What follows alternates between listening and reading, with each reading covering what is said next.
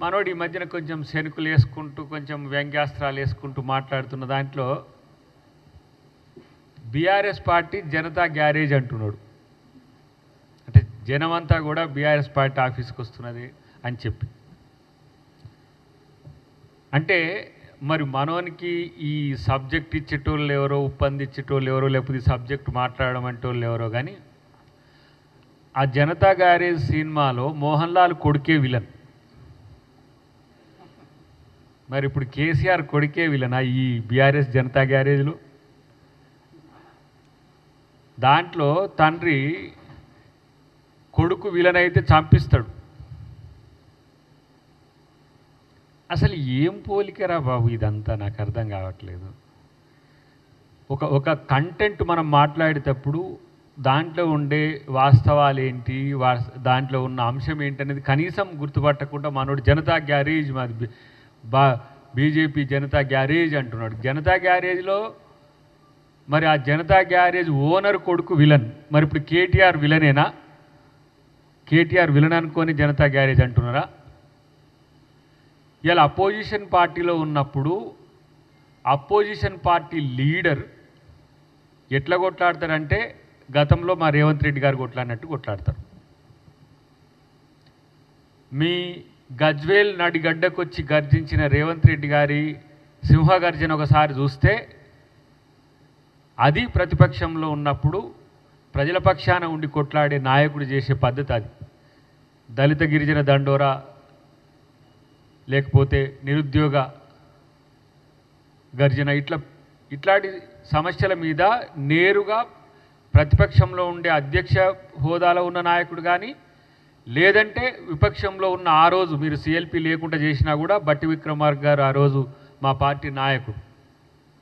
సరే మీరు దళితుని ముఖ్యమంత్రి చేస్తా అని చెప్పి దళితుని ముఖ్యమంత్రి చేయకపోగా, ఎందుకు దళితుని చేయలేకపోయినో చెప్పలేకపోగా, అది ప్రపోజల్ తెచ్చిన రాజయ్యను, మన స్టేషన్ కనుపూర్ రాజయ్య గారిని డిప్యూటీ సీఎంగా ఎందుకు తీసిండ్రో తెలియక ఆయన దళితుడే. ఇటు బట్టి గారి యొక్క సిఎల్పి హోదాను కూడా తీసేసిండ్రు అనుకో, అది వేరు విషయం.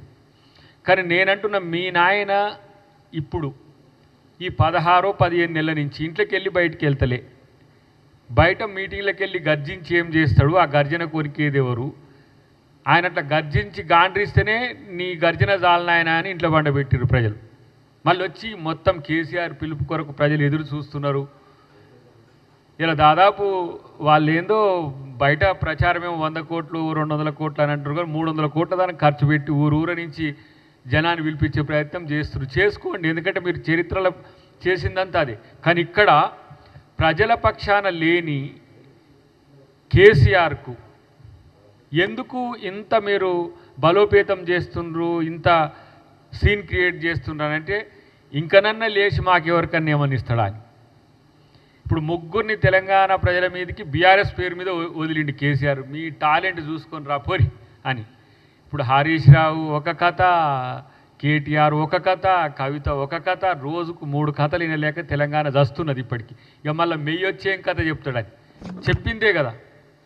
ఇలా ప్రతి ఒక్కటి ఆ రోజు మీరు చేస్తా అని చెయ్యని హామీలనంతా మేము చేస్తామని చెప్పినందుకు ఇలా రేవంత్ రెడ్డి గారి యొక్క హామీలను నమ్మిండ్రు కాబట్టి ఇలా అధికారంలోకి వచ్చినాం.